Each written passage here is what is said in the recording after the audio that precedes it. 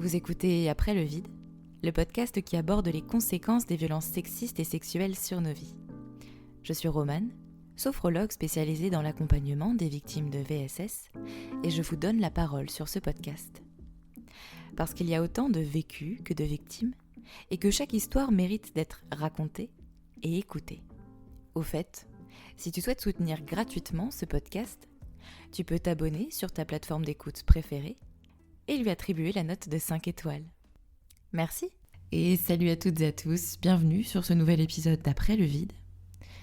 Aujourd'hui, on aborde un sujet délicat mais essentiel avec Claire, une jeune femme de 31 ans qui a accepté de partager son témoignage au micro du podcast. Claire a grandi dans un climat incestuel de ses 0 à 28 ans, une réalité qu'elle a longtemps perçue comme normale, puisque c'était tout ce qu'elle connaissait depuis son enfance.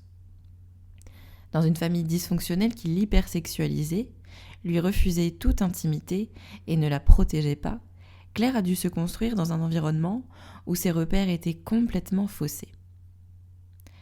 Aujourd'hui, Claire a pris la décision radicale, mais nécessaire, de couper les ponts avec sa famille. Elle est désormais engagée dans un processus de découverte de soi, un cheminement qu'elle partage avec authenticité et avec beaucoup d'humour sur son compte Instagram Claire sans filtre. Par ses publications, elle sensibilise ses abonnés au climat incestuel et à ses conséquences. Dans cet épisode, Claire se livre sur les impacts de ce passé sur sa vie actuelle, sur sa lutte pour retrouver une identité propre et son parcours de réparation. Je vous souhaite une bonne écoute. Bonjour Claire. Bonjour Romane. Merci d'avoir accepté de venir témoigner aujourd'hui. Ouais, Comment tu vas ? C'est un plaisir. Je suis honorée, merci. Ça va très bien. Merci. Et toi, comment tu vas vraiment ? Ça va, très heureuse de te rencontrer virtuellement, mais très heureuse quand même. Moi aussi. Est-ce que tu peux te présenter, s'il te plaît, avant de commencer et de rentrer dans le vif du sujet ? Oui, alors je m'appelle Claire. Sur Instagram, c'est Claire sans filtre. J'ai 31 ans. J'adore nager. Je fais un pesto poireau pistache incroyable. Quand j'ai vu ta réponse, je me suis dit Ouais, vraiment, ça, c'est une recette veggie que j'ai découverte et que j'adore. Et puis, ce que j'aime bien aussi dire, c'est que j'enchaîne en ce moment les dates pas ouf. Clairement. Merde. Ouais, ça fait partie, je crois, des conséquences, en tout cas pour le moment, de mon histoire. Et du coup, je suis une survivante du climat incestuel. Et mon métier, c'est d'être sensibilisatrice au climat incestuel, et notamment sur les réseaux sociaux. Donc justement, aujourd'hui, tu viens nous parler du climat incestuel, que tu expliques comme étant l'inceste sans passage à l'acte. En quoi c'est important pour toi aujourd'hui d'en parler ? Je crois qu'au départ, c'était une volonté, tu vois, pour moi déjà d'avoir un espace thérapeutique, cathartique même, de créer ce compte Instagram. C'était vraiment à titre personnel, il y a 3 ans maintenant, quand j'ai commencé à me rendre compte de ce qui m'était arrivé dans mon enfance. Et en fait, ça s'est transformé en ce que là où moi, j'allais chercher un besoin de communication avec d'autres personnes que j'allais, j'espère, trouver sur les réseaux sociaux comme moi, ça a fait le double effet qui se coule de j'ai rencontré tout un tas de personnes sur ces réseaux qui étaient dans la même attente et le même besoin. Donc à la base, c'est avant tout une volonté de créer du lien et de ne plus se sentir seule dans les deux sens. Ouais, ramener tout ça à l'échelle collective finalement. Exactement. Est-ce que tu peux nous expliquer dans quel contexte tu as grandi ? Oui. S'il te plaît. Alors du coup, j'ai grandi avec un père qui m'a élevée dans ce climat incestuel. Donc je considère que depuis ma naissance jusqu'à mes 28 ans, âge auquel du coup j'ai remis en question mon enfance et à la suite de ça, j'ai pris la décision d'éjecter notamment mon père de ma vie. Ça a duré toute cette période-là de ma vie. Donc c'est très récent que je ne le subis plus de manière directe, ni mon père, cet agresseur, ni ce climat incestuel. Et ce climat incestuel, je l'ai aussi subi de la part de ma grand-mère paternelle, du coup, sa maman. Parce qu'en général, tu sais, autant le climat incestuel que l'inceste de manière concrète, que plein de violences, quelles qu'elles soient, je pense, dans les familles, c'est transgénérationnel, ça se... Ouais. Tu sais, ça continue toujours jusqu'à ce qu'il y ait un individu ou une individu dans la famille qui dise stop. Qui se disent non mais là maintenant c'est bon quoi. On arrête les conneries. Ah ouais, c'est bon. En fait, d'ailleurs, je me suis posé cette question-là. Je me suis dit quand même, pour moi, c'était une évidence de mettre un stop net à ça parce que Ouais. quand j'ai découvert en fait ce qui m'était arrivé, c'est pas que j'ai fait une amnésie traumatique dans mon cas, c'est je n'ai absolument rien oublié de mon enfance. C'est juste entre guillemets que j'ai grandi avec des gens, une espèce de secte familiale, c'est comme ça que ça se passe dans ce type de famille incestuelle ou incestueuse, qui banalisait à 4000% tout ce qui s'était passé. Donc, oui, c'est ça, en fait, pour toi, t'as intégré que c'était en fait un peu un mode de vie normal. Exactement. C'était comme si ça se passait comme ça dans toutes les familles. Mais oui, et quand qu'après vois... tu vas expliquer peut-être en détail après ce que t'as vécu, etc. Mais c'est ça. Quand tu vois que l'inceste, déjà tel qu'il est défini au niveau de la société aujourd'hui, avec les chiffres qui sont sortis grâce à la Civise, c'est quasiment 7 millions de personnes en France. Donc ça, c'est ce qui est recensé. Le climat incestuel, c'est ce qui est à la base de tout inceste, sauf que certains, du coup, ne sont pas actés comme dans mon cas. Et donc, je pense, la logique veut qu'il y ait encore beaucoup plus de personnes que ça en France qui aient subi ne serait-ce que le climat incestuel et qui ne le savent pas encore. Et c'est tout l'objet de mon travail sur les réseaux.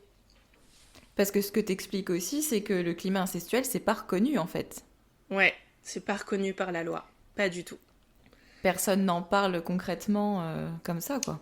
Non, c'est pas défini par la loi et ça, je le sais concrètement, bien sûr, depuis que j'ai pu nommer ce qui m'était arrivé grâce à une psy que j'ai rencontrée qui était spécialisée dans les violences intrafamiliales et notamment l'inceste et l'incestuel, qui avait elle-même développé des travaux par rapport à ceux d'un psychiatre, je crois, en tout cas des années 80, qui s'appelle Racamier, qui a été le premier à définir le climat incestuel au niveau médicalement parlant. Et moi, voilà, cette psy, c'est la seule personne dans la société qui parlait de ce climat incestuel. Et moi, j'ai commencé à en parler ensuite, et je me suis du coup très vite rendu compte que l'incestuel n'était pas défini dans la loi aujourd'hui en France. Et je pense que ça ne l'est nulle part ailleurs non plus dans le monde. Et cette réalité-là, je la connaissais déjà. Et il y a quelque temps, j'ai dû me rendre dans un commissariat par rapport à ma situation de famille. Ouais. Et les gendarmes qui m'ont rencontrée m'ont dit écoutez, on va appeler le parquet par rapport à ce qui vous arrive, parce qu'effectivement, on ne sait pas comment qualifier les faits, parce que on n'a pas de loi en face qui peuvent dire bon bah on va pouvoir acter, tu vois, une plainte par rapport Ils à étaient un peu lois. dans le flou là finalement quand t'es arrivé. Ils se sont dit oula. C'est vraiment ça. Mais qu'est-ce qu'on fait? Ah oui, c'est ça. Ils m'ont dit tous les deux, c'était un homme et une femme. Ah mais on voit que ça va pas bien, hein. Ah, ça c'est sûr. Et ça, humainement, tu vois, je me souviendrai toujours de cette expérience parce que je voulais pas y aller. Et quand je revois ce qui s'est passé, je les remercie en tant qu'être humain d'avoir dépassé leurs fonctions avec les non-ressources qu'ils avaient à leur disposition, et ils ont vraiment considéré ma détresse et ils se sont dit ok, on va l'écouter cette personne, et c'est la première personne de ce genre-là, de cette catégorie, de ce climat incestuel qu'on rencontre. Et donc, ils ont fait une action très forte, c'est qu'ils ont contacté tout simplement le parquet du département dans lequel j'étais. Et le parquet leur a dit, bah écoutez, c'est historique, c'est la première personne qui vient dénoncer un climat incestuel dans le département. Ouais, donc t'es la superwoman en fait du climat incestuel. Bah en tout cas, je suis... à titre personnel, tu vois, à titre individuel, moi, j'ai pas envie de me retraumatiser avec le système judiciaire actuel. Non, mais c'est clair. Et juridique. Donc, de base, mon mindset, c'est je n'irai pas dans un commissariat, je n'irai pas dans un tribunal, chacune fait ce qu'il veut, mais moi, c'est comme ça que je vois les choses, parce que je sais très bien qu'on va juste me regarder, qu'on va me dire, ouais, d'accord, ouais, super, bah, on peut rien faire pour vous. Déjà donc, que quand il y a quelque chose qui se passe concrètement, qu'il y a un passage à l'acte, les forces de l'ordre, pardon, la justice sont pas forcément non plus trop compatissants ou ils condamnent pas. Donc dans ton cas où c'est quelque chose justement qui n'est pas reconnu comme tel et qui n'est même pas dans la loi, c'est clair qu'on peut imaginer que t'as pas forcément envie d'aller te confronter à toutes ces personnes-là, quoi. Exactement. Est-ce que tu peux justement, par rapport à ton vécu personnel, nous expliquer peut-être ce que c'est concrètement finalement le climat incestuel ? Oui, alors concrètement, le climat incestuel, je pense qu'on peut le résumer de manière très simple et c'est comme ça que j'essaie de le vulgariser pour les gens au grand public et les personnes qui l'auraient subi sur les réseaux. C'est l'hypersexualisation de l'enfant, en tout cas du membre de la famille, parce que comme dans l'inceste, oui. Concrètement, c'est n'importe quel membre de la famille.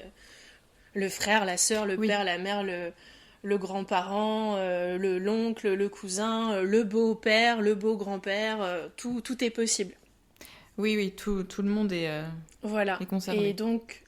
Enfin, peut être concerné. Le climat incestuel, c'est le fait, en fait, d'être au même titre que l'inceste acté, qui va être le passage à l'acte finalement physique. Le climat incestuel, c'est déjà ce qui se passe en ambiance déjà de l'inceste, quoi qu'il arrive. C'est voilà, tout ce truc d'hypersexualisation de l'enfant, de l'envahissement de sa psyché, de... sa bulle, on va dire, individuelle aussi, physique. Son environnement physique aussi, oui.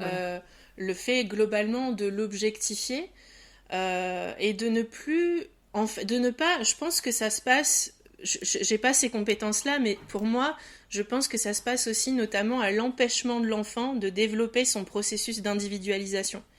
Ce qui fait que... C'est un peu une aliénation, en fait, où t'empêches complètement l'enfant de penser par lui-même, d'avoir ses propres ressentis, ses propres émotions, etc. Et tu viens vraiment le couper de tout et le contrôler dans tous les aspects. C'est ça, et tu le dis très bien. Moi, j'ai pas eu... On parlait de ça tout à l'heure... comment en fait j'ai pas eu d'amnésie traumatique, mais j'ai tout banalisé parce que je viens d'une famille qui a tout banalisé, et ça c'est aussi très commun dans nos histoires familiales incestueuses, c'est que je n'ai pas eu la possibilité et l'opportunité d'avoir des points de comparaison tout au long de ma vie. Bah ouais. Et du coup... Parce qu'en fait t'étais vraiment dans ce huis clos avec ta famille. Et ces personnes... Mon père et ma mère, je parle pas d'elle, mais ma mère, elle a... mes parents étaient un couple donc de deux personnes hétéros, et ma mère, elle n'a pas été initiatrice de ce climat incestuel, mais elle a facilité tout ce qui s'est passé, elle a laissé faire, elle a banalisé elle-même, et eux deux ensemble... Ça fonctionnait, on va dire, dans leur personnalité. Elle, très absente émotionnellement et physiquement et psychologiquement. Donc mon père, il avait toute la place pour prendre tout l'espace que ma mère ne prenait pas. Ouais. Et l'un comme l'autre, au final... Pour s'imposer complètement. Tout à fait. Et l'un comme l'autre, au final, ils avaient un mode de vie, et qui plus est avec le climat incestuel par-dessus, qui faisait que j'étais très isolée, je voyais personne, on faisait les seules sorties, tu vois, sociales qu'on faisait, c'était 3 repas le dimanche après-midi par an avec des amis de ma mère, quoi. Ouais. Oui, donc sinon, vraiment, le reste du temps, t'es dans ta famille et t'as pas possibilité de sortir de la maison familiale. Je suis un peu la princesse dans son donjon. T'avais pas Tu es Je suis réponse, en fait. réponse. Réponse, en fait, c'était pas fou, hein, sa vie, je crois. Pas ouf, quand même. Voilà. Et ta mère, elle se rendait compte de Et ce non, qui se passait? non, non. Euh, pour elle, ce qu'elle voyait de comment mon père se comportait avec moi, elle ne le remettait pas en question. Et ça, pour moi, ça a été d'ailleurs, Ok. c'est une conclusion peut-être hâtive que j'ai tirée parce que je saurais jamais la vérité, vu qu'elle ne me parlait pas, j'ai jamais eu de conversation vraiment avec elle. Le lien était Hmm. impossible de son côté. Je pense qu'elle-même a dû subir quelque chose de cet ordre-là dans son enfance, parce que Ok. je considère que les personnes qui peuvent, de manière générale, ne pas remettre en question, tu vois, ce qui arrive aux autres ou à soi-même et ce qu'elles subissent, c'est que déjà, il y a d'autres personnes peut-être très très importantes dans leur vie qui l'ont fait, et ça, il Ouais. s'agirait de les remettre aussi en question.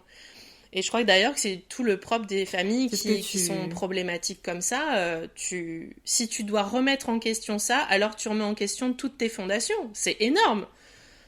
Il faut que C'est les gens ça. se rendent compte. Et c'est ce que tu disais tout à l'heure. C'est que c'est vraiment, oui, Oui, transgénérationnel. oui, oui. Ça se suit, ça sort pas de nulle part.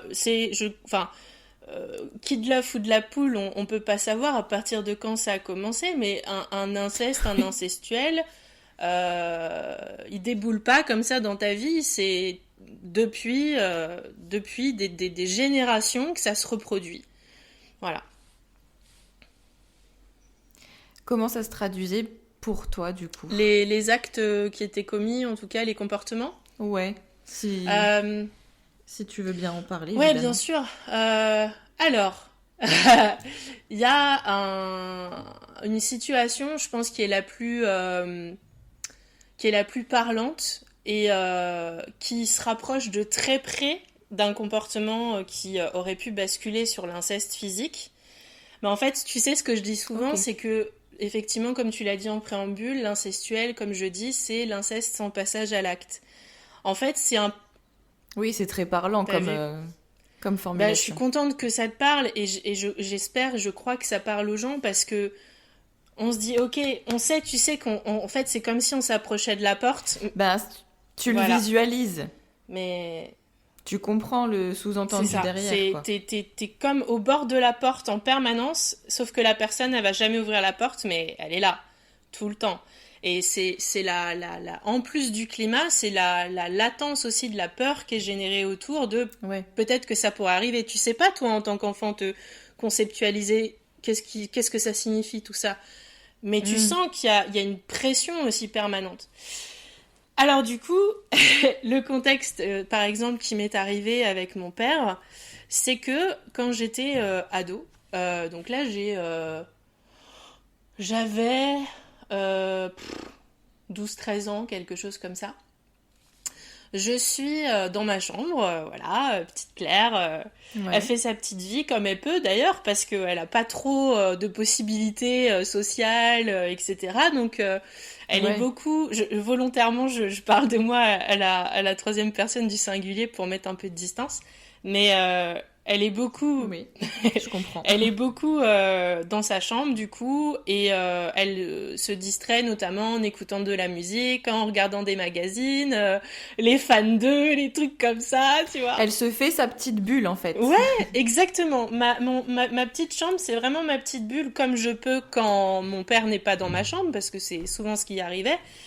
Ouais. Enfin son omniprésence permanente physique, c'était ça aussi l'incestuel déjà de base. Ouais. Il ne me laissait pas tranquille dans ma chambre, il fallait tout le temps qu'il soit Aucune auprès de moi. intimité, en fait. Aucune intimité. Et précisément, tu vois, ce dont je vais te parler, c'est le climax de cette non-intimité. Et donc voilà, donc je regarde mes petits Windows 13 sur ma petite télé, voilà. Et puis ce jour-là, donc là, donc je te dis, j'ai 12-13 ans, bah, je commence, moi, à m'intéresser à ma sexualité individuelle et je commence à découvrir que j'ai une vulve, que j'ai un clitoris. À cette époque-là, donc on est début 2000, je sais pas du tout nommer les choses de cette manière, mais Ouais. à l'époque, c'est vraiment ça qui se passe dans ma petite tête, quoi. Je me dis, tiens, ok, ça a l'air cool, peut-être que... Enfin, j'ai entendu des copines en parler, et peut-être que ça peut être cool pour moi d'essayer, enfin, je le sens. Mhm. d'essayer de m'explorer un petit peu. Et donc, bah, à l'époque, l'idée qui me vient, c'est de regarder une vidéo pornographique et de regarder cette vidéo à partir de mon ordinateur que j'ai dans ma chambre à moi. Donc, c'est vraiment mon espace, voilà. Oui, là, t'es dans ta bulle. Je suis dans ma bulle. Dans ton intimité. Voilà.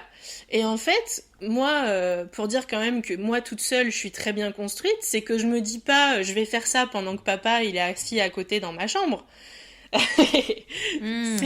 Moi, je vais attendre d'être tranquille dans tout l'appartement, parce qu'il se trouve que je deviens ado, donc mes parents, ils sont de plus en plus ok pour partir faire des courses et me laisser toute seule dans la maison, enfin voilà.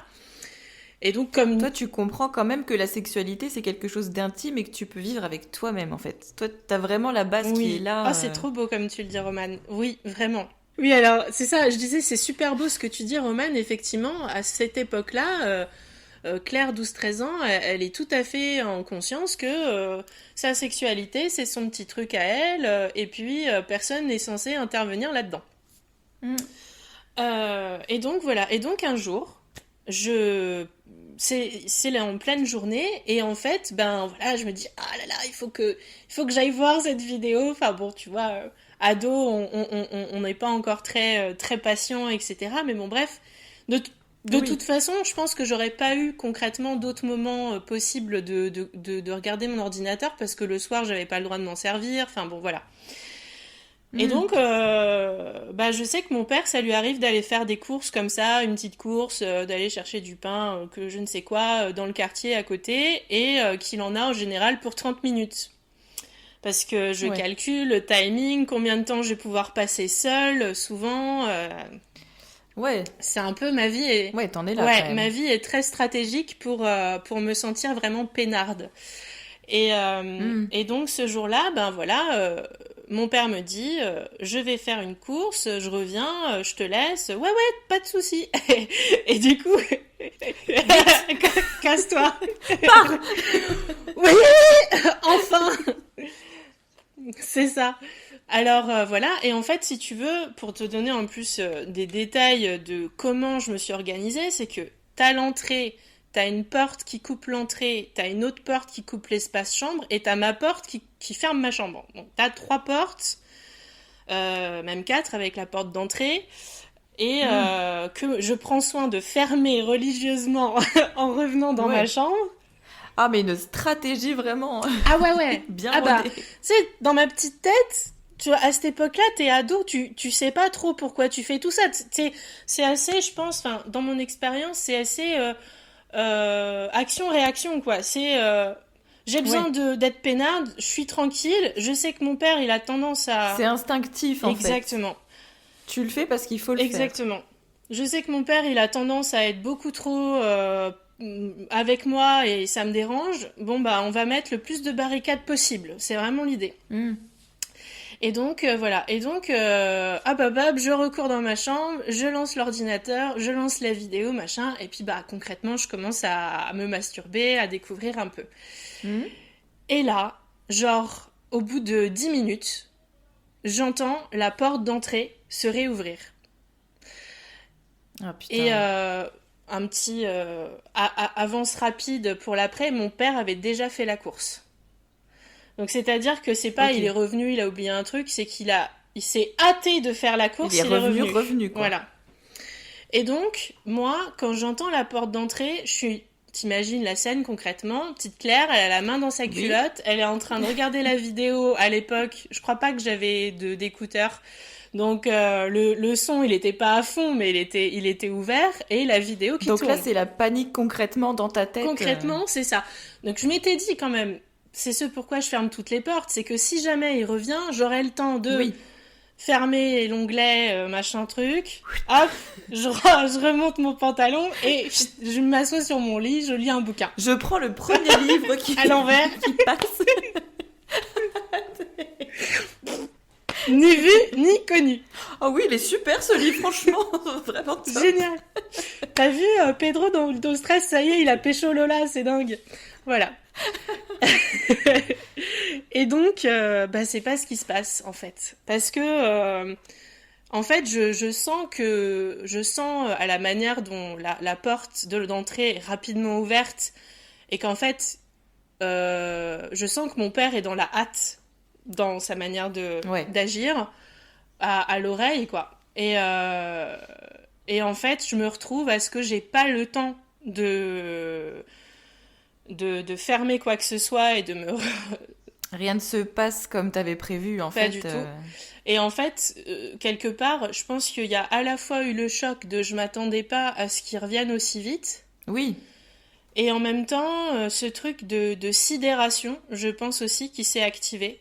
oui, exactement, Où, ouais. tu vois, je sentais au fond de moi, ça c'est un truc que j'ai toujours eu enfant, je sentais au fond de moi que je savais qu'ils voulaient voir. Mm. Alors, du coup, ben, concrètement, toutes les portes, il les a ouvertes une à une en trombe, et il s'est retrouvé dans ma chambre, en ayant évidemment à aucun moment toqué, hein. Je le précise même pas, parce que tu vois, dans le Oui, contexte, c'est évident. bah oui, on... Et d'ailleurs, j'ai fait partie, tu sais, de ces ados qui avaient mis un sens interdit, qui avaient collé un sens interdit Mais, genre, sur non. sur sa porte. Tu penses, ça n'a absolument Qui était pas respecté, jamais, j'imagine. jamais. Mm. Et donc, voilà. Et donc, je me retrouve dans la situation que je t'ai décrite précédemment, la main dans la culotte, face à la vidéo qui continue de tourner, le volume ouvert, Mm. et mon père qui est là. Et ça s'est pas arrêté là, parce que déjà, le contexte, ça va pas du tout. Déjà, t'as pas à... Déjà, oui, c'est super violent, Voilà. Ça, la façon dont ça se cette passe. personne n'avait pas à outrepasser déjà mon intimité en ne s'annonçant pas avant d'arriver. Ouais. Le fait comme ça qu'il arrive à la hâte, on sait très bien pourquoi il fait ça, et c'est pour vite s'immiscer dans mon intimité. Et puis, quand il se retrouve en fait dans ma chambre, c'est pas il reste à la porte, c'est il rentre dans ma chambre, il se poste à côté de moi debout, à côté de mon bureau, et il regarde la vidéo avec moi, et il me dit avec un air pervers et dégueulasse du coup, et comme s'il était dans un espèce d'entrain de vouloir vivre l'activité avec ouais. moi. Et il me dit, tu regardes quoi? Comme ça. C'est pas un stress en fait, donc pars. Vraiment juste, va-t'en. C'est exactement ça. Non mais on rigole, on s'est dit au départ qu'on voulait un truc assez léger, c'est pour ça que je me permets de rigoler, mais en vrai c'est terrible. Tout à fait, voilà. C'est hyper important pour moi d'en parler de manière légère. Pour que ça soit le plus accessible aussi possible, parce que ce qui s'est passé réellement, c'est une violence intrafamiliale, et c'est précisément du climat incestuel, c'est-à-dire que le parent ne laisse pas l'intimité à l'enfant de se découvrir, notamment dans ce cas-là, dans sa sexualité. Le parent veut absolument envahir l'espace de l'enfant sans écouter à aucun moment son libre arbitre. Et il veut en plus manifestement participer à cette activité-là de l'enfant. Oui. Il n'y a rien qui va là-dedans. T'as pas d'intimité, et en plus l'intimité que tu es censé avoir, tu dois la partager avec ton père, quoi. Exactement. C'est terrible. Voilà. Donc tu vois, je pense que là, tu vois, c'est effectivement, concrètement, j'espère en tout cas que ce sera très parlant pour les personnes qui nous écoutent, parce que on voit très clairement, par exemple... Mais oui, c'est vraiment, je pense, l'exemple le plus parlant que tu pouvais utiliser pour imager, entre guillemets, ce que c'est que le climat incestuel. C'est l'inceste sans passage à l'acte. Après, j'ai vu aussi que c'était... Ouais, je voulais dire, c'est l'inceste sans passage à l'acte, et c'est un peu comme cette phrase qu'on pourrait sortir en tant qu'enfant, c'est j'ai pas touché, donc, tu sais... Ouais, il s'est rien passé, donc, quoi. parce que j'ai pas touché, ce n'est pas... ça n'existe pas. Précisément, c'est tout le truc du climat incestuel. Mais ça vient pourtant toucher, j'imagine, très, très psychologiquement, quoi. Voilà, c'est ça. Moi, à ce moment-là, je suis en train, en tant qu'enfant, de vivre une expérience où, dans mes tripes, ça c'est hyper important de le dire, moi, toute ma vie, à chaque fois qu'il y a eu des situations comme ça, et de toute façon, c'était du quotidien à partir du moment où il envahissait mon espace intime. C'était constant. Mais ça, je le sentais dans mes tripes, tu vois. C'était au niveau des intestins. Ça m'a toujours retourné. Et d'ailleurs, toute mon enfance, j'ai beaucoup eu des problèmes gastro-digestifs et tout. Je pense que c'était lié. Ouais. Et de toute façon, ça fait partie des conséquences. Ouais. Il y a beaucoup de personnes qui vivent ça, qui ont vécu ça et qui ont subi ça en plus du reste. Et du coup, le fait d'être en permanence dans ce type de situation-là avec lui, moi, je l'ai toujours ressenti que c'était pas ok ce qui se passait. Mais il faut se représenter qu'en tant qu'enfant, t'as ton parent qui est censé être la personne... Je crois que c'est assez primitif comme sentiment en tant qu'enfant par rapport à son parent. C'est ton parent, il représente quelque part la meilleure chose à faire, la meilleure conduite, c'est ton modèle. Donc... C'est l'autorité, c'est la personne que tu dois respecter, qui te fait respecter les règles, etc. Donc si il te pose déjà de base des mauvaises règles, c'est difficile après de grandir avec ça, quoi. C'est ça. Mais paradoxalement, toi, tu ressens tout... c'est viscéral, en fait, chez toi. Voilà, c'est complètement viscéral. C'est que viscéralement, tu sens qu'il y a quelque chose qui va pas. Exactement. Qu'il y a quelque chose qui tourne pas rond, qui n'est pas normal, mais qu'on veut te faire croire comme étant quelque chose que toutes les familles font, en fait. Exactement. On me fait croire que ce qui se passe, c'est tout le monde fait ça, il n'y a aucun problème, et c'est toi le problème, petite Claire, qui te dit, toi, dans ton corps et dans ta tête et dans tes tripes, c'est bizarre.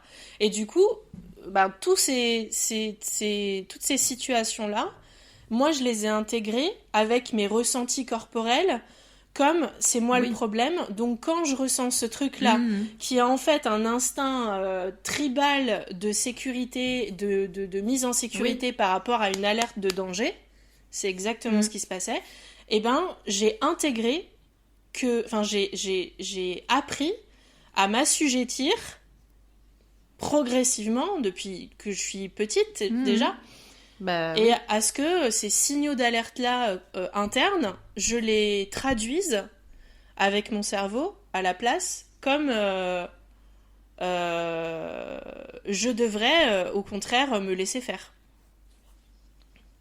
Ouais, et du coup, ça te fait intégrer de la culpabilité envers toi-même, en 100%. fait. Tu te sens coupable ou tu te trouves bizarre, peut-être. Je sais pas quel terme toi tu mets derrière, mais c'est des choses que tu as peut-être pu penser aussi.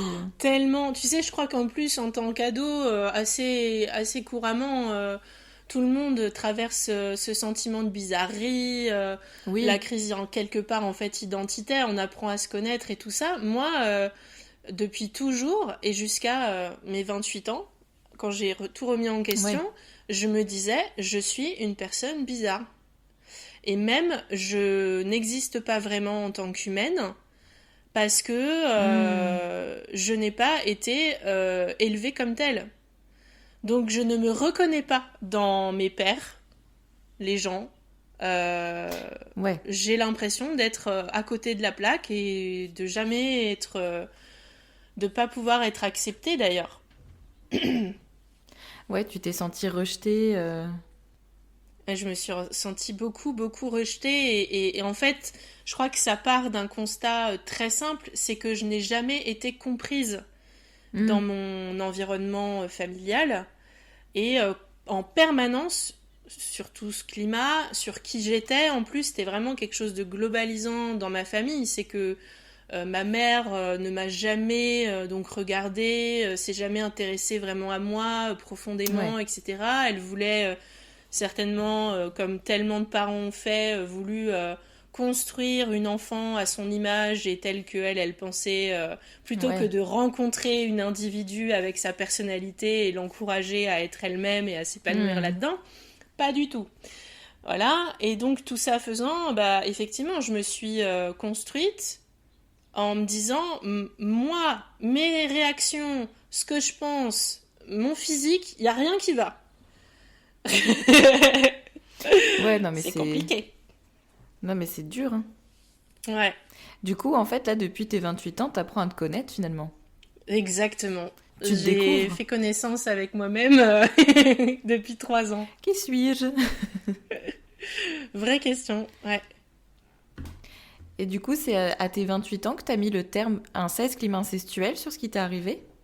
Oui, c'est à cet âge-là que j'ai pu mettre les termes, du coup, parce que tu l'as dit tout à l'heure, tu as sorti cette phrase-là, et c'est exactement ce que j'ai pensé. En fait, si j'ai commencé à remettre en question mon enfance, à cet âge-là, 28 ans, quand même assez avancé, entre guillemets, mais vraiment déjà adulte, quoi, c'est parce que dans toute ma vie, professionnelle, sentimentale, amicale, tout, je me Mhm. disais, en fait, il n'y a rien qui tourne rond.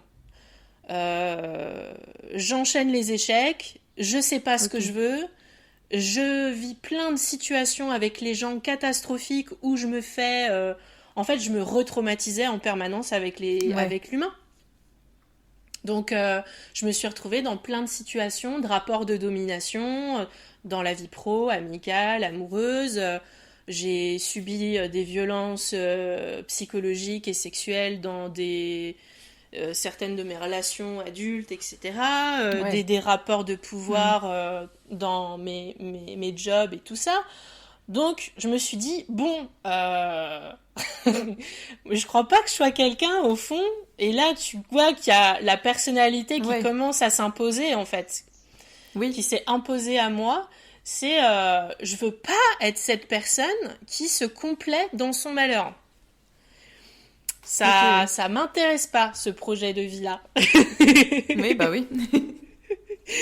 Mais il y a des gens, ils restent dedans. Je me compare à personne, quoi. Mais je vois bien qu'il y a des personnes qui ont l'air d'avoir en tout cas beaucoup de difficultés à oser déjà juste se permettre de est-ce que je pourrais remettre un petit peu en question comment ma famille m'a éduquée et sur Oui. des sujets parfois beaucoup plus, j'allais dire, accessibles déjà Mhm. le sujet qu'on traite aujourd'hui.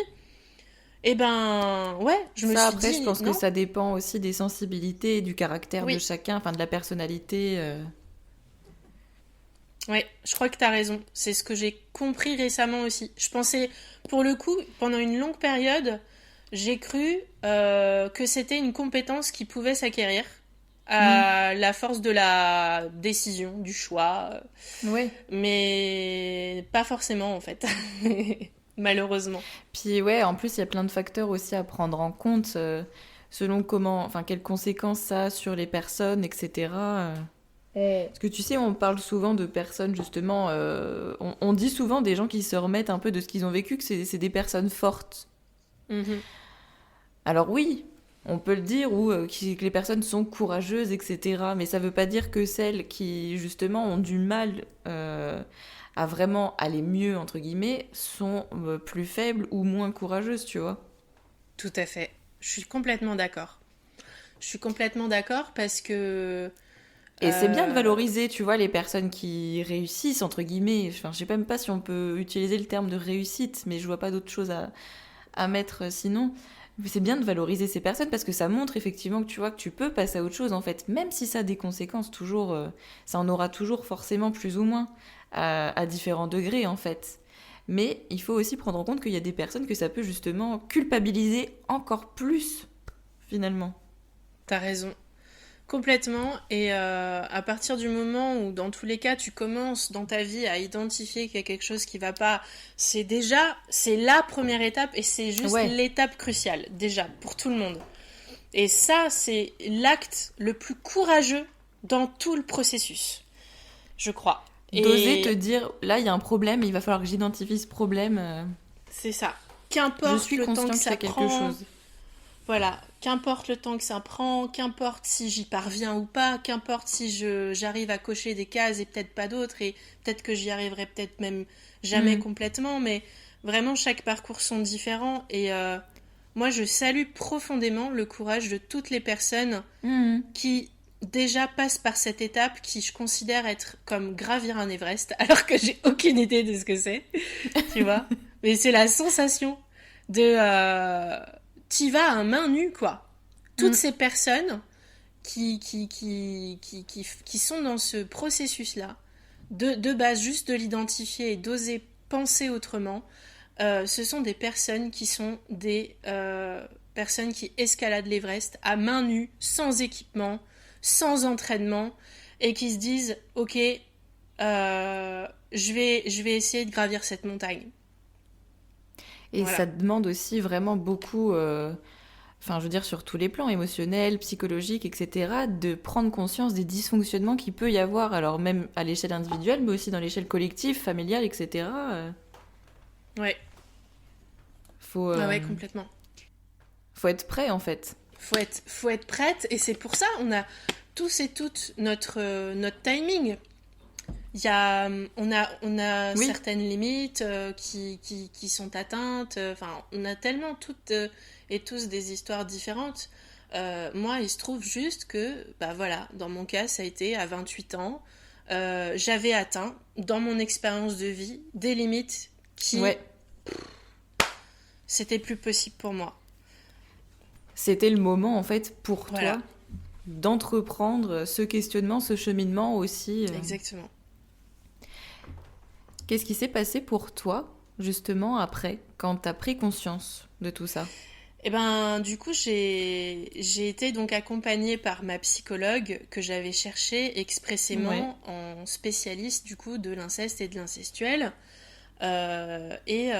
C'est grâce à elle que j'ai pu donc faire tout ce travail de revisiter mon enfance et de comprendre tous les comportements, Hmm. toutes les situations que j'avais subies comme c'est du climat incestuel. Et ça, je l'ai fait pendant 6 mois. Et tout ça, ça m'a permis d'ancrer ma vérité. Donc, Ouais. progressivement, avec, je le précise, uniquement ma psy dans ma vie, parce qu'à ce moment-là, je m'isole socialement à 100%. J'ai Ok. peur de l'humain à ce moment-là. Hmm. J'étais tellement en fait, tu passes de mes parents, tu les idolâtres un peu, et puis voilà, tu peux pas c'est tout le truc de passer de l'enfance à l'adulte, quoi. Ça pour tout le monde, je crois. Ouais. C'est de se dire, en fait, mes parents ont fait des erreurs, en fait, mes parents ont fait de la merde sur certains trucs, et puis qu'est-ce qui se passe quand tu commences à te dire, bon bah ok, en fait, ça, c'était de la merde, et pour certaines familles, entre guillemets, ça se passe bien parce que tu parles aux parents et puis Ouais. le parent il accuse le coup puis il dit bah ouais t'as raison, je fais de la merde, t'as bien fait Ouais. de me le dire et il faut qu'on en parle et merci et bravo à toi et Hmm. je suis admirative, c'est juste la base hein, mais des parents qui sont capables de dire j'apprends grâce à mes enfants. Non, mais c'est clair, et c'est assez rare, j'ai Ouais, l'impression. ouais, c'est vraiment magnifique. Donc, donc oui, je reviens au fait que moi, je m'ancre dans ma vérité et je suis toute seule parce que je n'ai plus confiance en l'être humain de manière générale, parce que donc mes parents, Hmm. qui étaient censés être les personnes les Oui, plus... puis toutes les autres personnes Ouais, qui t'ont agressé, les personnes qui t'ont dominé aussi psychologiquement, tout à etc. fait. Du coup, j'ai vu que c'était possible par d'autres personnes et puis si mes parents ont été capables de faire ça, alors tout le monde est capable de me faire du mal. Ouais. C'était vraiment Ouais, la bah oui. conclusion, le raccourci, on va dire, qui était censé. Hein. Bah, c'est tout aussi parlant, je Hmm, trouve. Parce que c'est les personnes en qui tu es censé avoir le plus confiance, en fait. C'est les personnes qui sont censées te protéger, qui doivent te mettre en sécurité. Et au final, elles ont été défaillantes ouais, à tous ces niveaux, elles quoi. ont été 100% défaillantes. Donc Mm. j'ai traversé, j'ai fait une traversée du désert, comme on dit, clairement. Ouais. J'ai mené une croisade. Bien sec. Ah bien sec. Ah là j'avais pas de flotte, je te dis j'avais pas d'équipement, j'avais rien. J'étais solo avec ma psy une fois par semaine. Parce que là par contre elle, je la voyais une fois par semaine. Ouais. C'était le minimum. C'est devenu ton ami. Ah ben puis oui pour le coup, enfin j'irai pas jusque là, mais sincèrement, vraiment hors blague, c'est une vraie rencontre cette personne. Après ma thérapie, on est Oui. resté en contact.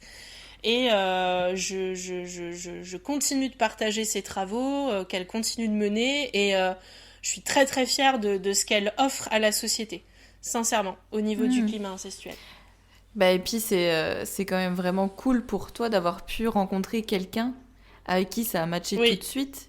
Parce que c'est pas forcément le cas non plus, et où justement cette personne t'a aidé pendant 6 Tout mois, à quoi. fait, t'as raison, je suis tout à fait consciente et je suis très reconnaissante d'avoir voilà, mené moi déjà Hmm. la bonne enquête pour tomber sur déjà une personne compétente qui allait pouvoir m'aider sur mes problématiques. Et puis voilà, d'être tombée sur cette personne qui se trouve n'était pas à proximité de chez moi, mais proposait des séances en visio. Donc voilà, ça a Hmm. facilité les choses. Ouais. Et justement, du coup, quelles conséquences ça a eu cette... Oui. Alors du coup, les conséquences, plus j'ancrais ma vérité, plus alors je prenais ma place enfin dans mon histoire. Et enfin, Ouais. tout le backup de Petite Claire et tout ce qu'elle avait Hmm. dû... non, ce que tu penses, c'est pas ok, c'est tes parents qui ont raison. Et ben là, tout est remonté, donc toute cette vérité-là, j'ai commencé à la construire avec moi-même. Et en parallèle, du coup, je me suis dit, ben, il va falloir que je sorte mes parents complètement de ma vie. Et Ouais. ça a été la conséquence parce que, bah, comme tu vois, je te le disais juste avant, mes parents, c'est des gens qui n'ont pas du tout voulu se remettre en question. Hmm. Bah, ça marche. Eh ben, Oui. écoute, Hmm. ciao. Ciao. À bientôt. Non, du coup, Ah non, en fait. never, never again. Genre, vraiment. Alors, ça s'est fait en plusieurs étapes. Ça, c'est hyper important d'en parler parce que c'est pas, oh là Oui, là, tu peux pas couper du jour au oh là lendemain. non. Alors déjà soi-même, c'est un délire de... Encore une fois, c'est primitif, c'est tes parents, putain, pardon, je suis vulgaire, mais c'est tellement... Ah ben tu peux, vas-y. c'est la base, quoi. Donc se séparer de... Moi, je considère que j'ai fait le choix d'être orpheline, en fait. Donc, Hmm. Non mais c'est ça, faut que tu te prépares psychologiquement à couper les ponts avec tes parents, c'est ça, on le fait pas du jour au lendemain. ah bah non, non. Puis c'est le fait, tu vois, d'avoir choisi d'être orpheline, je précise, c'est pas de Hmm. mon... Ah bah tiens, tiens, un jour, voilà, je ferai ça. C'est mon plan de vie. Et puis, super. Je l'ai décidé. Non, Non, c'est non, c'est ça, c'est une conséquence. c'est une réflexion qui a mûri justement par rapport à tout ce dont tu as pris conscience à partir de tes 28 ans en fait. Exactement. Puis c'est une conséquence, c'est à cause d'eux, à cause de mes parents, que j'en suis Oui là. aussi, oui. C'est voilà, vous avez fait de la merde toute votre vie, vous m'avez Hmm. déshumanisé et ou slash contribué à me déshumaniser, vous m'avez rejeté à 4000% dans qui j'étais et en tant qu'être humain, être humaine. Aujourd'hui, vous avez eu, ça je le dis souvent aussi, vous avez eu dans votre propre vie, déjà, parce que mes parents m'ont eu très tard, ils m'ont eu à 44 ans tous les deux. Donc déjà dans votre D'accord. propre existence d'adulte, vous avez eu, disons, 25 ans pour vous dire, putain, peut-être ma famille, ma propre famille a un peu fait de la merde, tout ça, et qu'on vienne pas me dire, oui, mais c'était une autre génération. Non, non, les féministes, elles ont pas débarqué il y a 2 ans en fait, hein. Leur génération, tu C'est vois, clair. les années 60, 70, etc., ça commençait, bien sûr, elles étaient peu nombreuses et c'était très Hmm. compliqué de se mettre malheureusement sur le banc de la société dans la plupart des cas de ces personnes, mais c'était loin d'être impossible. Et encore une fois, c'est aussi lié à la personnalité, etc. Mais déjà, donc, Et t'étais leur premier enfant j'étais aussi. leur première et leur seul enfant. Oui voilà, ok. Et, euh, et donc, oui, ces personnes-là, elles ont eu toute leur vie pour se questionner déjà sur, sans avoir forcément recours à une psy, Hmm. mais déjà se dire avec soi-même, putain, quand même, Oui, petite introspection de temps en temps, ça fait petite pas de mal. introspection. Bon, malheureusement, ça n'a pas eu lieu. Autour d'un petit café, près de la fenêtre. Tiens, je vais réfléchir un peu, est-ce que je suis pas en train de faire de la C'est merde? ça. Ah, si. Et donc rien, ça n'est jamais arrivé en 25 ans de vie d'adulte. Et quand Petite Hmm. Claire, elle arrive dans leur vie quand ils ont 44 ans, ils ont encore eu 28 ans supplémentaires, parce que ça c'est très courant, on en parle beaucoup dans les histoires de victimes qui ont des retours d'amnésie, Mhm. etc. Ça arrive très souvent Ouais. quand tu deviens parent et que aussi tu te vois un peu en Hmm. miroir avec l'enfant que tu as. Oui. Et tu te fais putain, mais en fait, à cet âge-là, mon enfant là, pour qui j'ai un amour inconditionnel et à qui je pourrais pas faire de mal à aucune seconde, et ben moi, au même âge, on m'a fait ça, en fait. Comment c'est possible un truc pareil? Bref. Ouais. Donc ouais, moi, j'ai fait le choix donc de devenir orpheline, de les éjecter de ma vie, parce que je considère que je mérite, que ce soit mes parents ou n'importe quelle personne qui dans ma vie, que la personne en face soit capable de se regarder en face, de regarder en face par où elle est passée et de remettre en question ses erreurs. Et je crois au nom de l'amour même, au nom de l'amour que ces personnes auraient dû avoir pour moi, qui aurait dû être plus fort que le reste. C'est que ça veut dire quoi? Dans leur cas, tu vois, le truc du transgénérationnel, ça signifierait qu'ils prêtaient allégeance à leurs parents qui sont décédés déjà depuis 20 ans. Mais moi, je suis bien là. Moi, je suis bien en vie, je suis présente. Oui. Et c'est moi que tu décides de continuer à rejeter. Encore et encore et encore et encore. Ouais, encore une fois, t'es pas prise en considération. Et non. Voilà. Donc ça a pris du temps. Ça a commencé, tu vois, c'était en début 2021. J'ai mis à peu près un an, on va dire, à couper les ponts définitivement avec les deux. Et tu les voyais encore régulièrement, enfin tout au long, enfin à partir de tes 28 ans, du moins tu les voyais régulièrement ou tu... Non, en fait, déjà ça, je les voyais vraiment. Ok. Ouais. Physiquement, ça, j'avais pris cette décision, je les voyais plus du tout. Ma mère vivait loin, mais mon père, lui, vivait à proximité de chez moi. Okay. Et je savais que ça allait être compliqué par rapport tu vois, à ce que je t'ai décrit tout à l'heure. Je pense, au-delà d'être un père incestueux, c'est aussi une personne qui a un profil de type perversion narcissique / psychopathie. Parce qu'il a des comportements vraiment d'envahissement, notamment, et de gaslighting et de manipulation mentale, de sorte à ce que y a un cycle de violence avec lui en permanence.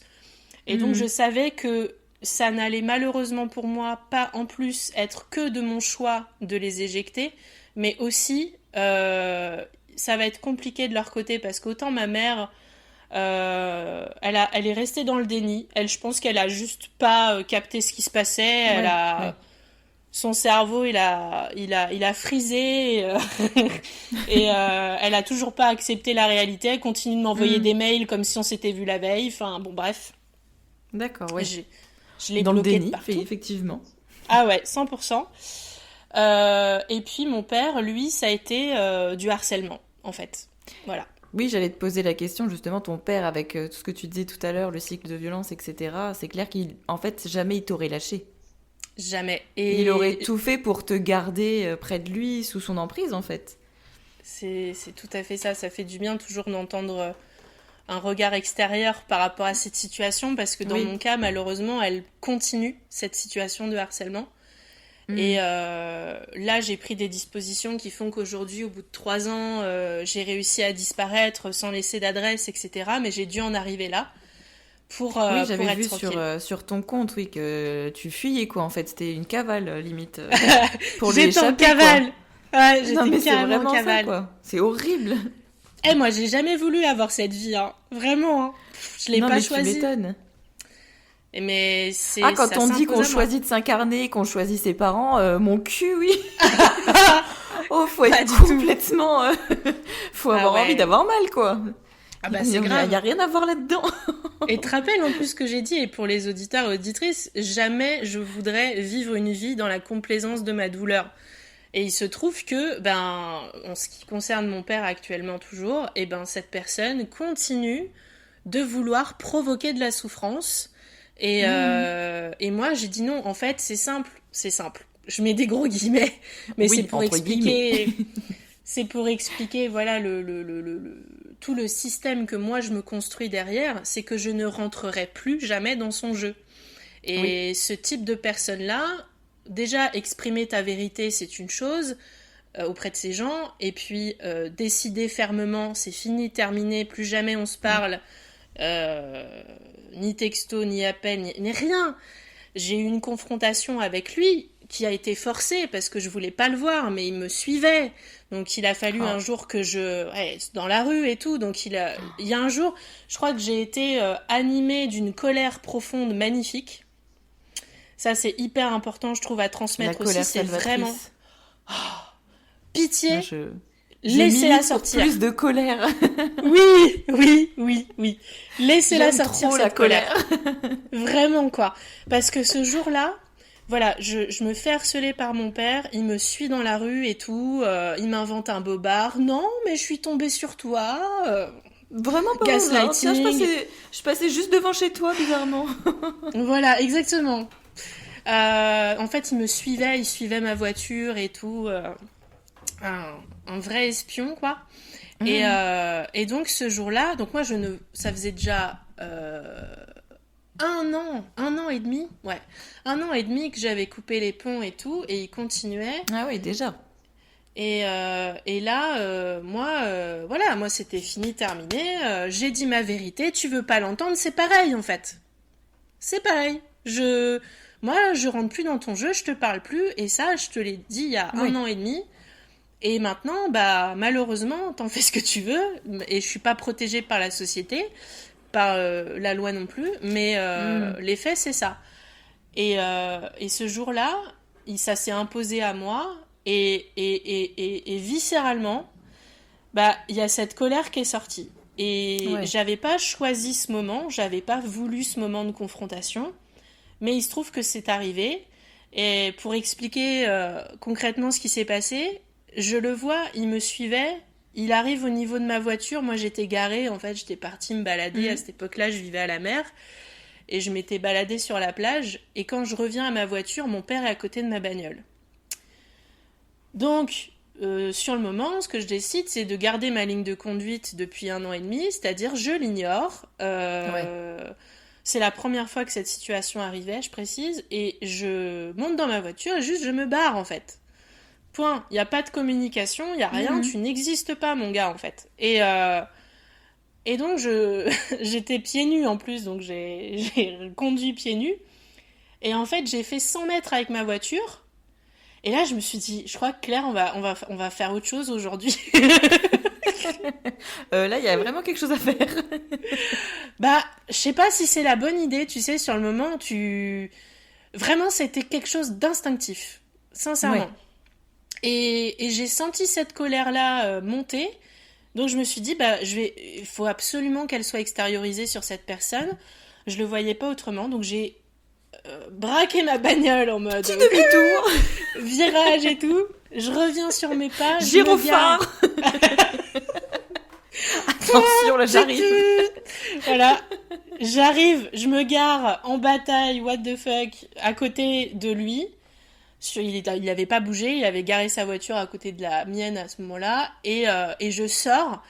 Et là, je me mets au niveau de la vitre passager avant. Donc c'était ma belle-mère qui conduisait. Lui, il était passager avant.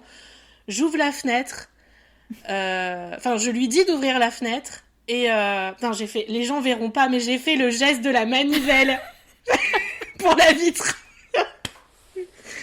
J'ai 31 ans, ok. J'ai connu les vitres mécaniques. Là, tu voulais en découdre. Je voulais en découdre. C'est physique. Alors du coup, je toque à la vitre. Je lui fais le signe de. Ah mais c'est vraiment, tu sais, c'est physique. Là, je t'en parle. Je suis assise, mais j'ai envie de me lever parce que je ressens pas encore cette émotion, mais... Non, mais tu revis la scène en parlant, donc... Ah ouais, il y a une énergie de vie profonde, en fait, qui était là, quoi. Et là, je dis, vas-y, je lui dis tout, là. Là, là, il va m'entendre, et puis... parce que jusqu'à présent, j'avais pas pu nommer forcément complètement les choses. Je lui avais globalement dit... T'as fait de la merde avec moi, c'est terrible. Aujourd'hui, je dois aller... je parle d'il y a 1 an et demi auparavant. Je dois faire des séances de psy, etc. Je veux plus entendre parler de toi. Et voilà, et point terminé, c'est fini. Tu n'entendras plus jamais parler de moi. Et là, ce jour-là, je lui ai dit pleine face, ce que t'as fait, c'est de l'inceste. Ça s'appelle du climat incestuel. Voilà, je te considère comme une personne criminelle parce que t'inquiète pas, un jour la loi elle va évoluer et tu seras un criminel Ouais. et j'espère de mon vivant voir ça. Je fais tout pour dans mon activité. Et bref, et je lui ai sorti ça, je crois que ça a duré 10 minutes.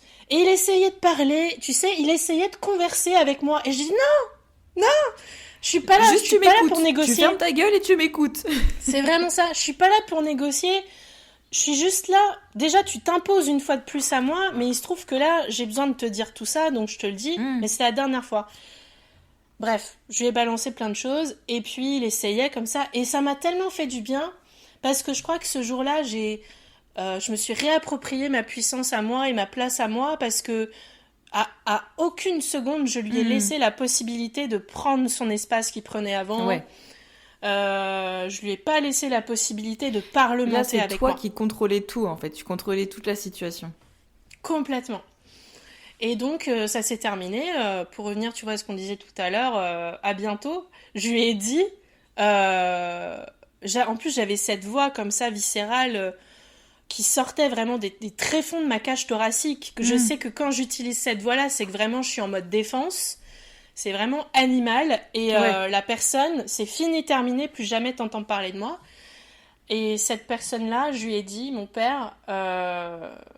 je veux plus jamais te voir, adieu. Et je lui ai dit non, je suis revenue. Non, pas adieu. On se verra même pas au paradis. Je veux même pas te croiser là-haut, quoi. Voilà. Du Voilà, coup, ce tu t'es jour-là. senti mieux. T'as pu Ah ouais, balancer ouais. tout. Bah sur le coup, ça a été terrible après parce que je fais waouh. Bah, t'as le contre-coup, en fait. Évidemment, c'est douloureux, mais en même temps, enfin, Mais avec le recul, c'est avec le recul, en fait, que tu dis, ouais, ce jour-là, ça a vraiment été le jour où t'as pu tout sortir et exactement. tout lui mettre dans la gueule, en fait. Je regrette absolument Prends-toi pas ça. et j'ai bien fait. Mm. Hmm. Cette fois, ça a été la bonne. Mais je Chapeau précise, l'artiste. malheureusement, merci beaucoup. C'est pour moi, c'est tout ce qui compte dans tous les cas. C'est vraiment ce qu'il fallait et je me suis écoutée. Et là, tu vois, j'ai écouté les tréfonds Ouais. de mes entrailles et j'ai été au bout. Donc en fait, il y a vraiment ce truc De réappropriation. oui, c'est ça. J'ai transcendé Les, ce les que j'avais pas sensations pu que faire t'avais précédemment. petites, mais que tu pouvais pas forcément écouter, prendre en compte, là, tu t'es dit, mais si, en fait, ce que je ressens depuis petite, là, je vais le sortir, j'y vais, quoi. Ouais, complètement. Donc j'aime beaucoup ce travail-là, notamment en thérapie, que j'ai eu à faire et que je pense avoir bien consolidé. C'est la reparentification. C'est le fait de devenir son propre parent. Je disais, j'aime beaucoup cette étape-là en thérapie psychologique. Pareil, je crois que c'est un truc qui peut concerner tout le monde, qu'importe son histoire, c'est l'étape de reparentification. Et dans mon cas, je crois, j'espère en tout cas l'avoir bien travaillé et bien consolidé. Bon bah ce jour-là, par exemple, ça a été un exemple très fort de moi qui deviens mon propre parent et qui m'offre Et tu deviens ton parent. ce que j'ai toujours eu besoin depuis toujours. Je disais, c'est moi qui m'offre ce dont j'ai toujours eu besoin de la part d'un parent. Et je deviens ma propre parent. Parente même, comme dirait Tiffany D. Une personne qui a créé la féminine universelle, le langage au féminin, pour qu'on arrête de faire du masculin le neutre. Exactement.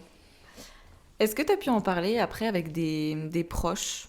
Alors pas forcément au moment où c'est arrivé, parce que si j'ai bien compris, tu as voulu justement te retrouver seulement avec ta psy, mais après peut-être avec les mois, les années qui sont passées... Ouais, tout à fait. Dans mon cas, donc j'étais toujours dans cet isolement social, amical, etc. Depuis donc 1 an et demi. Ça a duré autant de temps et je ne travaillais plus, donc c'était vraiment social à 4000%. Et j'avais rejeté tous mes amis, certaines je les avais ghostés. Mon cerveau avait trouvé tous les moyens possibles pour faire en sorte que non, c'est sûr, cette personne elle va me trahir un jour, donc il vaut mieux que voilà, je me suis protégée quoi. Et donc au bout d'un an et T'avais demi, peut-être aussi besoin de te retrouver seule avec toi en fait pendant cette période où justement tu commençais à te connaître aussi. Oui, Pas complètement. avoir de choses et d'autres. Oh mince, j'ai perdu le terme.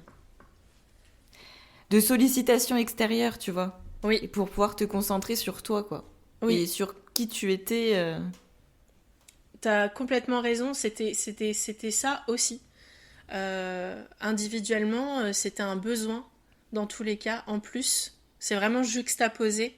C'est la peur des autres plus le fait que j'avais besoin de me retrouver seule avec moi-même pour enfin m'écouter à 4000% et être 100% connectée du mieux que je pouvais, en tout cas, à ma pensée, à ce que je pense vraiment, à ma vérité, etc.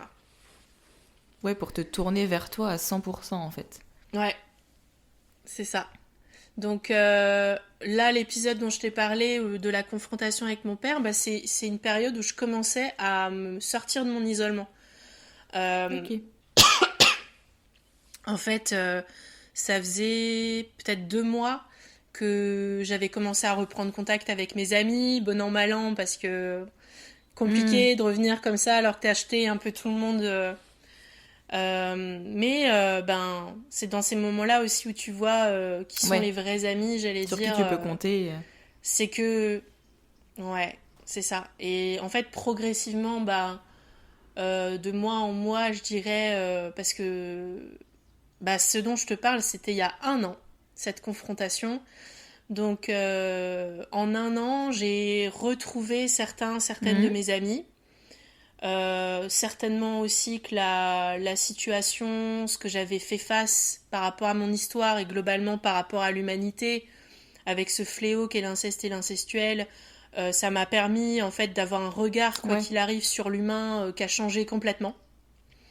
Et j'ai réussi à sortir de cette peur de l'humain, globalement. Et j'ai aussi acquis ce truc de maintenant je sais de quoi est capable l'humain. Et c'est pas quand on dit dans les magazines ou dans les titres sensationnels des journalistes, pour certains en tout cas et certaines, c'est pas des monstres. Exactement. Mais ça c'est important de le rappeler. C'est pas des gens. C'est des gens comme tout le monde complètement, en fait. J'en profite. C'est pas des fous, c'est pas des. Toute personne qui fait du mal comme ça a forcément une bonne partie en lui aussi. C'est ce que j'ai compris de l'existence. Et l'exemple commence à dater et qui plus est au niveau de l'actualité, c'est franchement pas le meilleur, mais bon, c'est celui que j'ai pour l'instant à donner et qui parle à tout le monde. Il faut se représenter que Hitler, c'est une personne dont on a des vidéos d'archives où il était super sympa avec ses petits neveux et ses petites nièces. Et pourtant... Et pourtant, on connaît la suite. Mais c'est un peu le truc, tu sais, du bon père de famille. La suite et... Voilà, c'est ça. Il faut surtout pas, en fait, donner du crédit à... Je veux dire, à partir du moment... Malheureusement, c'est comme ça qu'on l'apprend en général. C'est quand quelqu'un dénonce, parce que l'agresseur se dénonce pas de lui-même. Non, sinon ce serait trop beau. Mais à ce moment-là, quand quelqu'un... Putain, ouais... Ça n'arrive jamais, ça, mais peut-être. Écoute, je t'ai agressé, je vais aller me dénoncer, en fait. Mais peut-être, tu sais, si la société évolue tellement, les agresseurs, au final, ils se sentiront tellement comme des grosses merdes, comme ils devraient se sentir, qu'ils finiront de même... Peut-être pas de notre vivant, mais ça arrivera peut-être un jour. Mais en tout cas, ouais, c'est à ce moment-là qu'on se rend compte que, mais en fait, cette personne, elle a agressé. Et donc, il faut absolument croire les victimes quand elles le font et quand elles arrivent à en parler. Et surtout, c'est à ce moment-là que tu te rends compte que, oui, la personne, en général, qui agresse, c'est aussi un bon père de famille, c'est aussi un mec qui est super sympa avec ses voisins. C'est le collègue qui fait des blagues à la pause café, qui est super sympa. Et pourtant, dans l'intimité, ça n'empêche qu'il peut avoir des comportements totalement irrespectueux, déplacés, qui peut agresser quelqu'un, en fait. Tout à fait. En fait, c'est important d'avoir je vais pas expliquer ça de manière dichotomique du tout, Mais je veux dire par là, c'est pas parce que quelqu'un est super sympa, donc Oui. il faut s'en méfier, c'est pas du tout ce que je dis.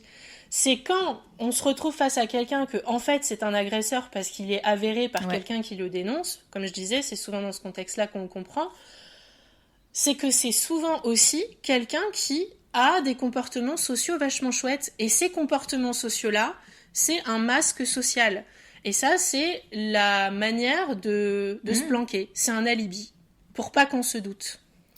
C'est ça, Voilà. c'est se montrer au reste du monde comme quelqu'un de super sociable, très sympathique, sur qui tu peux compter. Et finalement, ouais, dans l'intimité, c'est une pourriture, quoi. Pour résumer grossièrement, Voilà. bien sûr. Oui, Comment tu vas aujourd'hui? tout à fait. Oh, putain, quand tu m'as posé la question, j'étais comme, bah, enfin, je vais bien. Malgré les dates pourries, Et si je puis me permettre, que tu disais tout à l'heure. malgré les- Bah oui, en fait, en fait, tu sais, c'est un peu comme si j'avais, j'ai commencé une sexothérapie Oui, j'ai vu actuellement. ça J'ai hier. vu, ouais, j'entreprends une nouvelle forme de thérapie parce que je considère que j'ai bien démêlé les choses au niveau psychologique vraiment pur. Et maintenant, je vais du côté thérapie corporelle. Et donc, en ce moment, je commence une thérapie avec un sexologue. Et pourquoi je te dis ça? Comment tu vas aujourd'hui? Oui, comment je vais aujourd'hui? Oui, je lui disais, il m'a posé cette question pendant notre première séance et je lui ai dit, écoute, on se tutoie, je, je dirais que je me sens assez équilibrée aujourd'hui. Hmm. Je me sens pas stable, c'est pas pareil, Oui. mais parce que il y a plein de choses encore que j'ai à construire Bah oui, bien pour sûr. avoir, tu vois, voilà, une vie amicale, une vie affective, une vie professionnelle, une vie Bah, il y a des comme conséquences plein qui de gens. prennent plus de temps à se Ouais, réparer tout à que fait. d'autres. Mais par contre, je me sens équilibrée à l'intérieur de moi-même. Je me sens enfin comme ce que je suis allée chercher T'es en il y accord a avec toi, trois en ans. fait. Voilà, j'ai là où ce jour-là, je repense aujourd'hui et je me le dis solennellement, tu vois, il y a 3 ans, j'avais rien ne tournait rond dans ma vie et si j'ai fait tout ça, c'est pour en arriver à Oui, aujourd'hui. pour te trouver. Ouais. Pour me trouver, pour voir que je suis quelqu'un de génial, qui a des choses à apporter à la Mm. société, comme n'importe quel autre être humain. Je me considère qu'enfin comme une être humaine. Je me sens heureuse. Ouais. J'ai des points d'ancrage aujourd'hui qui sont eux stables. Je parle de là où je vis, je parle de mes amis qui ont traversé ça avec moi et qui sont restés. Ceux-là, uniquement ceux-là. Euh, et puis de ce que je construis dans mon intérieur individuel, ce que je fais, ce que je propose à la société, etc. Mm. Enfin, voilà, tout ça, ça prend du temps, mais globalement, j'ai atteint mon objectif et c'était pas gagné. T'es fière de toi, en fait. Je suis très fière de moi. Et tu peux l'être, en plus. C'est gentil. Je suis fière de moi et je pense pas qu'à moi dans cette fierté. C'est-à-dire que pour moi, ma petite personne, je me dis putain, c'est génial parce que maintenant ma vie, Ou alors, t'es peut-être fière pour la euh, petite Claire, justement. voilà, j'ajoute à ça le fait que je suis fière pour l'enfant que j'ai Ouais. été et qui a eu besoin de l'adulte que je suis Mm. devenue. Donc ça, c'est vraiment la case est cochée, trop trop cool quoi. Et puis je pense aux gens qui m'entourent. Mm. Je pense aux personnes que je fréquente dans ma vie personnelle et aux personnes euh, pour qui mon travail contribue à les aider un petit peu Ouais. sur les réseaux et d'être la personne que je suis et de pouvoir euh, le partager parce que sinon je me sentirais pas légitime de le faire. Et, et puis pour la suite, pour toutes les personnes que j'aurai à rencontrer dans ma vie, les enfants que je rencontrerai, peut-être les enfants que j'aurai, j'ai fait ce que mes parents n'ont pas fait. Ouais.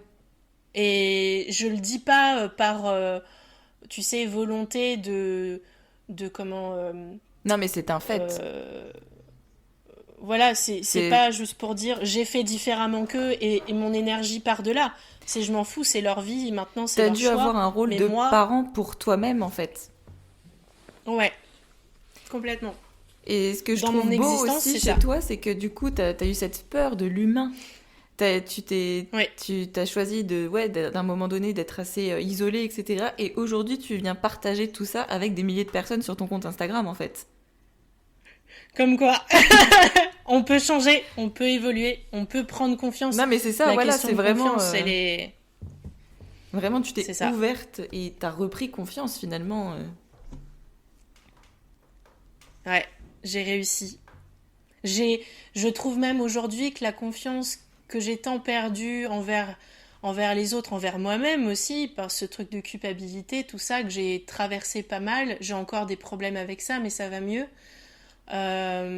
Je considère aujourd'hui, c'est un bouquin que j'ai lu d'un philosophe, c'est un prof d'école, il est un philosophe entre guillemets sans prétention de contemporain, Mhm. qui disait faire confiance, c'est offrir la possibilité à l'autre d'être lui-même, d'être Ouais. elle-même, et d'accepter que ce sera pas forcément parfait et que l'autre pourra faire des erreurs. Mm.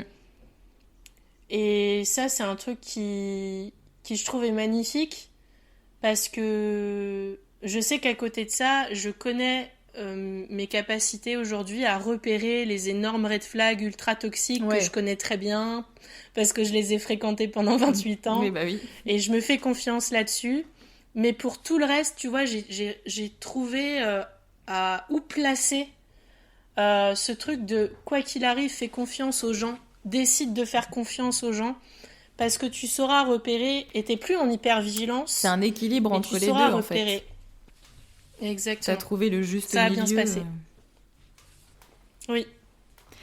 Est-ce que t'as un mot à faire passer à toutes les personnes qui vont t'écouter? Oh, Ou plusieurs, hein?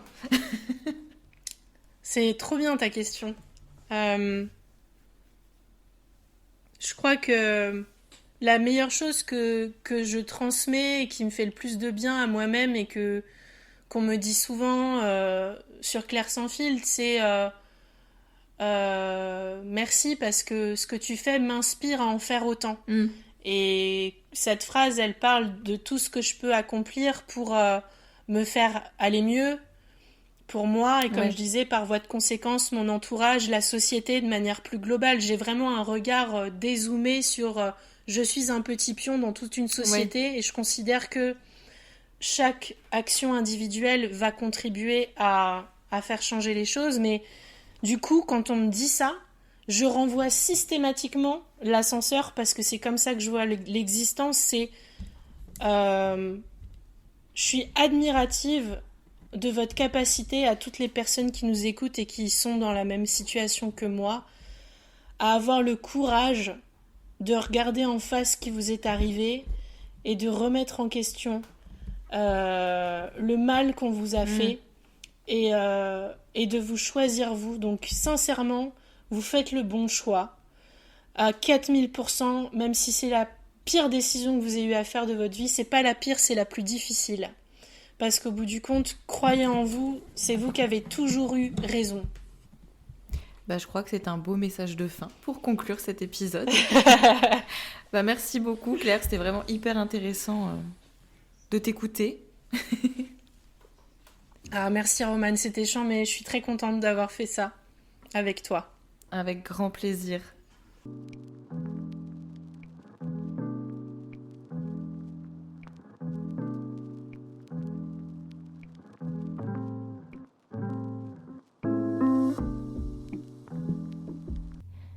Un grand merci à toi, Claire, pour la confiance que tu m'as accordée tout au long de l'enregistrement de cet épisode.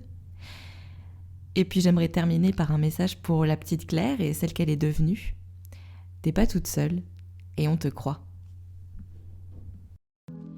Et si toi aussi tu veux raconter ton histoire, au micro du podcast, à l'écrit, peu importe, tu peux m'envoyer un message sur le compte Instagram d'Après le vide. À bientôt pour le prochain épisode.